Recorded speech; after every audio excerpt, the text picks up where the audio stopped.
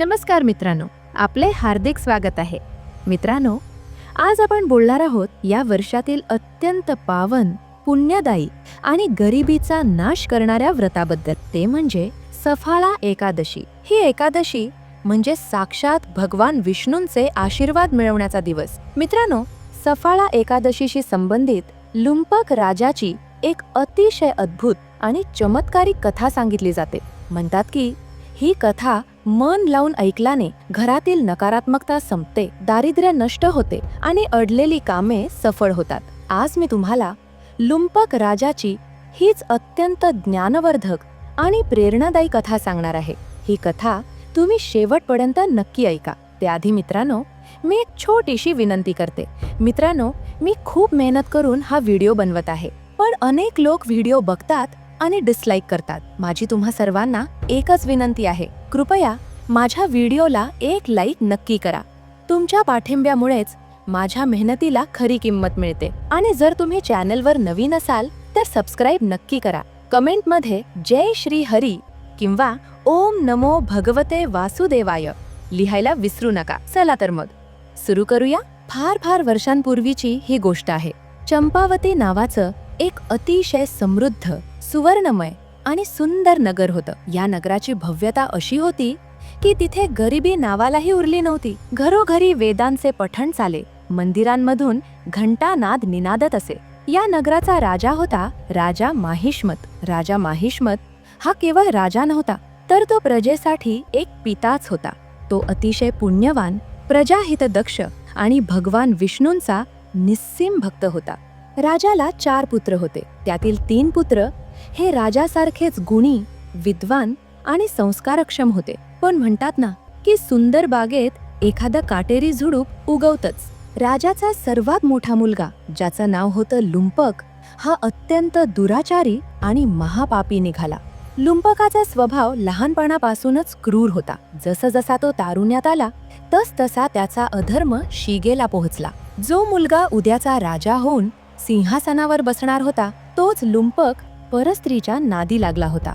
जुगार, मद्यपान आणि अनैतिक कृत्यांमध्ये तो दिवस रात्र बुडालेला असे.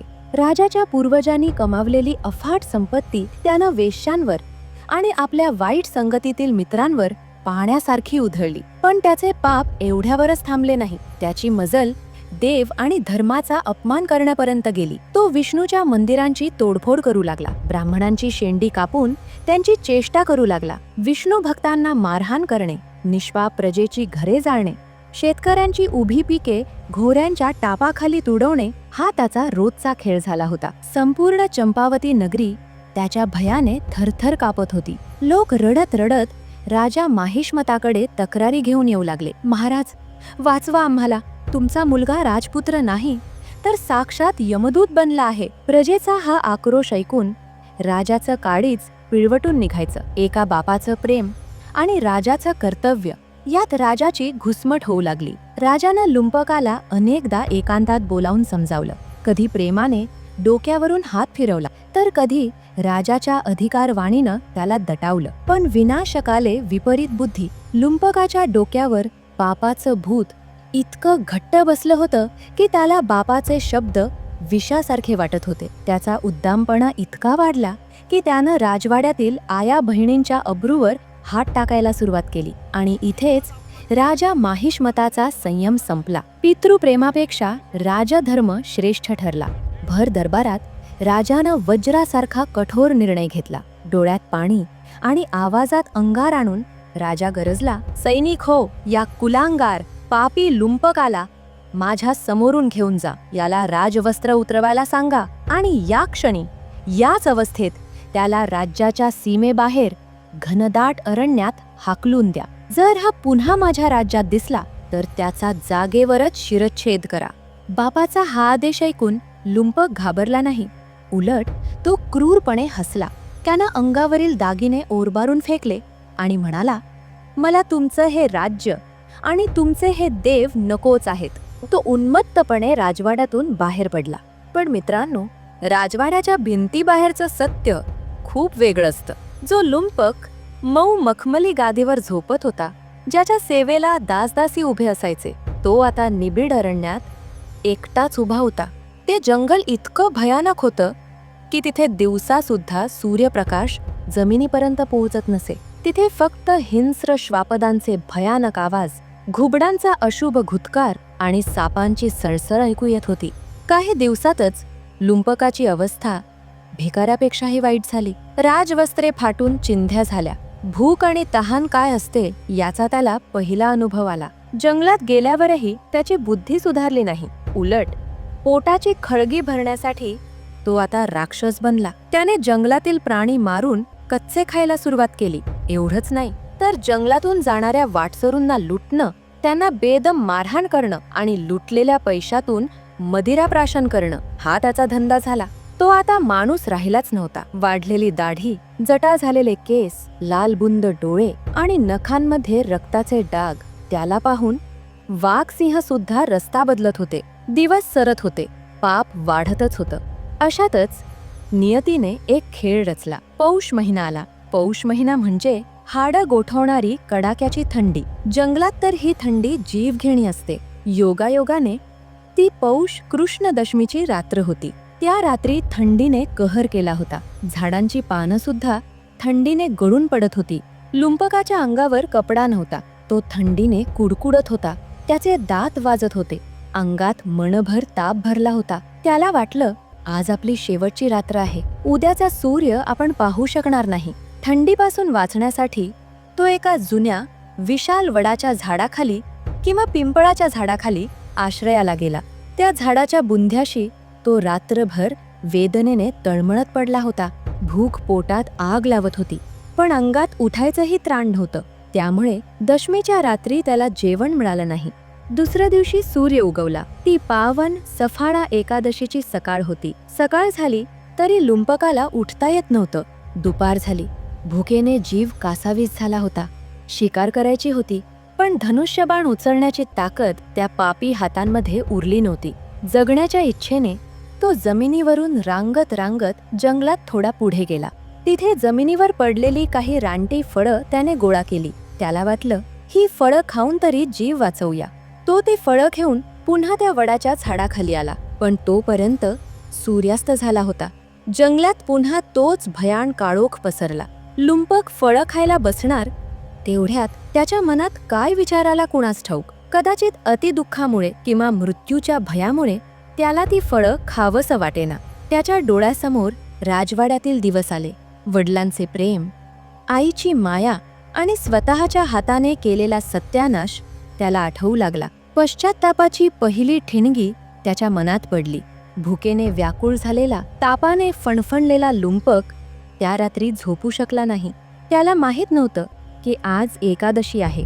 त्याला माहीत नव्हतं की आज उपवास घडला आहे. दिवसभर त्याने अन्नाचा एक कणही घेतला नव्हता, पाणीही प्यायला नव्हतं. म्हणजे त्याचा कडकडीत निर्जला उपवास झाला होता.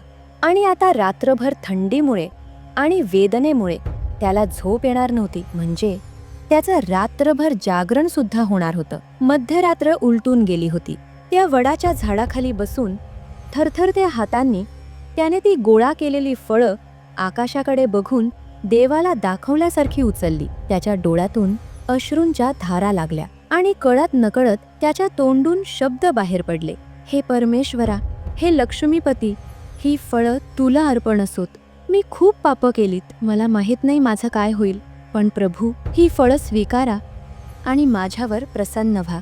हे शब्द केवळ शब्द नव्हते, तर ती एका हरलेल्या जीवाची आर्तसाद होती. मित्रांनो, बघा देवाची लीला. त्यानं हे व्रत विधिवत अंघोळ करून किंवा पूजा मांडून केलं नव्हतं, पण परिस्थितीने आणि नियतीने त्याच्याकडून सफाळा एकादशीचं व्रत पूर्ण करून घेतलं होतं. दिवसभराचा उपवास, फळांचा नैवेद्य, विष्णूंचं स्मरण आणि रात्रभराचं जागरण. एका महापापी जीवाचा एकादशीच्या पुण्याशी संबंध आला होता.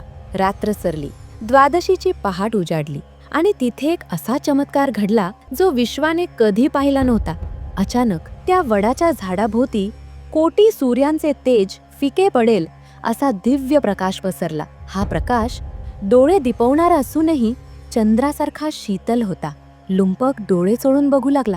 आकाशातून स्वर्गीय फुलांचा वर्षाव होऊ लागला.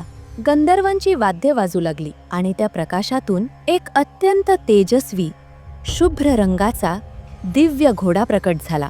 त्या घोड्यावर रत्नजडित खोगीर होतं आणि त्याच्या सभोवताली एक दैवी आभा होती. त्याचवेळी आकाशातून मेघासारखी गंभीर पण अमृतासारखी गोड आकाशवाणी झाली. हे राजपुत्रा, तू धन्य झालास. तुझ्या हातून अजाणतेपणी का होईना पण अत्यंत पवित्र अशा सफाळा एकादशीचं व्रत घडलं आहे.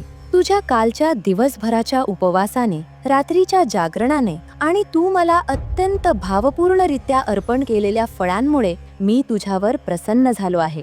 तुझं हे व्रत सफळ झालं आहे. तुझ्या आयुष्यातील सर्व पापांचा डोंगर जळून खाक झाला आहे. तुझी गरिबी, तुझं दुःख आणि तुझं हे पशुसमान जीवन आता संपलं आहे. हे शब्द कानावर पडताच लुंपकाच्या शरीरातून एक वीज सळसळली. क्षणार्धात चमत्कार झाला. त्याचे फाटके तुटके कपडे नाहीसे झाले आणि अंगावर सुंदर पितांबर आणि राजवस्त्रे आली. त्याची वाढलेली दाढी, मळलेला चेहरा आणि ती हिंस्र नजर जाऊन तो पूर्वीसारखाच नाही, त्याहूनही अधिक तेजस्वी, सुंदर आणि सात्विक राजपुत्र बनला. त्याच्या मनातील क्रूरता संपली आणि तिथे फक्त विष्णू भक्तीचा वास निर्माण झाला. लुंपकाने गुडघे टेकले, माथा जमिनीला लावला आणि रडत रडत म्हणाला, हे प्रभू, मी महापापी असूनही तू माझ्यावर एवढी दया केलीस. केवळ एका दिवसाच्या उपवासाने तू मला नवजीवन दिलंस. त्या दिव्य घोड्यावर स्वार होऊन लुंपक आपल्या राजाकडे, चंपावती नगरीकडे निघाला. जेव्हा तो राज्याच्या सीमेवर पोहोचला तेव्हा पहारेकरी त्याला ओळखू शकले नाहीत. हा तोच लुंपक आहे का ज्याला अर्धनग्न अवस्थेत हाकलून दिलं होतं? त्याच्या चेहऱ्यावरचं तेज पाहून लोक नतमस्तक झाले. तो सरळ राजवाड्यात गेला आणि आपल्या वडिलांच्या राजा माहिष्मताच्या पायांवर डोकं ठेवलं. राजाला वाटलं हा पुन्हा काहीतरी उत्पात करायला आला असेल, पण लुंपकाच्या डोळ्यातील पश्चात्ताप आणि भक्ती पाहून राजा थक्क झाला. लुंपकाने वडिलांना जंगलात घडलेली ती अद्भुत हकीकत सांगितली. बाबा, मी जंगलात राक्षस झालो होतो, पण त्या सफाळा एकादशीच्या व्रतानं मला पुन्हा माणूस बनवलं. श्रीहरींनी मला माफ केलं. हे ऐकून राजा माहिष्मताच्या डोळ्यात आनंदाश्रू उभे राहिले. त्याने आपल्या मुलाला छातीशी कवटाळले. ज्या बापाने मुलाला राज्याबाहेर हाकललं होतं त्याच बापाने आज पुत्राचा सन्मान केला आणि त्याला पुन्हा युवराज घोषित केले. त्यानंतर लुंपक पूर्णपणे बदलला. त्याने आयुष्यभर विष्णू भक्ती आणि प्रजेची सेवा केली. वडिलांनंतर जेव्हा तो राजा झाला तेव्हा तो एक अतिशय न्यायी, धर्मपरायण आणि दानशूर राजा म्हणून प्रसिद्ध झाला. त्याने आपल्या राज्यात दवंडी पिटवली की माझ्या राज्यात कुणीही उपाशी राहणार नाही आणि प्रत्येकाने सफाळा एकादशीचं व्रत आवर्जून करावं. असं म्हणतात की अनेक वर्ष आनंदाने राज्य केल्यानंतर जेव्हा लुंपकाचा शेवटचा क्षण आला तेव्हा त्याला न्यायला भयानक यमदूत आले नाहीत, तर साक्षात वैकुंठातून सजवलेले विमान आले. सफाळा एकादशीच्या पुण्याईने त्याला मोक्ष मिळाला आणि तो भगवान विष्णूंच्या चरणी लीन झाला. मंडळी, ही कथा काय सांगते? ही कथा सांगते की माणूस कितीही मोठा पापी असो, परिस्थिती कितीही बिकट असो, भगवंताचं नामस्मरण आणि एकादशीचं पवित्र व्रत त्याचं नशीब 360 अंशात बदलू शकतं. लुंपकाने तर हे व्रत अजाणतेपणी केलं होतं, तरी त्याला राजपद आणि मोक्ष मिळाला. मग विचार करा, जर आपण 2025 मध्ये पूर्ण श्रद्धेने, मनापासून आणि जाणीवपूर्वक हे व्रत केलं तर भगवान श्रीहरी आपली रिकामी झोळी भरल्याशिवाय राहतील का? आज आपल्या सभोवतालचं जग कठीण आहे. कुणाला कर्जाची चिंता आहे, कुणाला नोकरीची, तर कुणाला मुलाबाळांच्या भविष्याची. पण घाबरू नका, लुंपक राजासारखं तुमचं दुःखही एक दिवस नक्कीच संपणार आहे. सफाळा एकादशी म्हणजे संधी आहे आपली पापं धुवून टाकण्याची आणि नव्याने सुरुवात करण्याची. ही कथा ऐकताना तुमच्या अंगावर काटा आला असेल, डोळ्यात पाणी आलं असेल, तर समजा की विष्णूंचा आशीर्वाद तुमच्यापर्यंत पोहोचला आहे. देवाला सोन्याचे दागिने नको असतात, त्याला फक्त तुमच्या डोळ्यातील प्रेमाश्रू आणि हृदयातील भाव हवा असतो. आज आपण सर्वांनी संकल्प करूया की कितीही संकट आली तरी आपण देवाची कास सोडणार नाही. जर तुम्हाला ही पवित्र कथा मनापासून भावली असेल, जर तुम्हाला वाटत असेल की तुमच्या घरातील दारिद्र्य जाऊन तिथे सुख समृद्धी यावी, तर आत्ताच्या आत्ता कमेंट बॉक्समध्ये पूर्ण श्रद्धेने ओम नमो भगवते वासुदेवाय जय श्री हरी किंवा सफारा एकादशी असं नक्की लिहा. तुमची एक कमेंट तुमच्या निष्ठेची साक्ष देईल. आणि हो, आपल्या या भक्तिमय परिवारात सामील होण्यासाठी आणि अशाच अद्भुत रोमांचक पौराणिक कथा ऐकण्यासाठी आपल्या चॅनलला सबस्क्राईब करायला आणि व्हिडिओला लाईक करायला विसरू नका.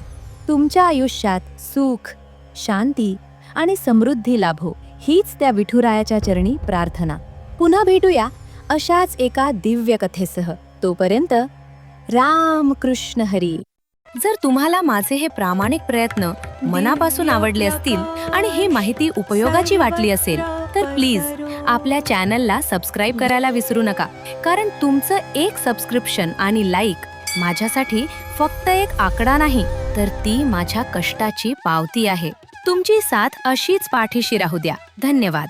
आजचा हा व्हिडिओ तुम्हाला कसा वाटला हे आम्हाला कमेंट करून नक्की सांगा. आणि तुमच्या मनात काही प्रश्न असतील तर तेही विचारा. भेटूया पुढच्या भागात अशाच एका नवीन माहितीसह. जर तुम्हाला आपल्या संस्कृतीच्या, आपल्या देवांच्या अशा अद्भुत कथा ऐकायला खरोखरच आवडत असतील, या आपल्या परिवाराचा भाग नक्की व्हा. चॅनलला आताच सबस्क्राईब करा, जेणेकरून तुम्ही अशी एकही कथा चुकवणार नाही.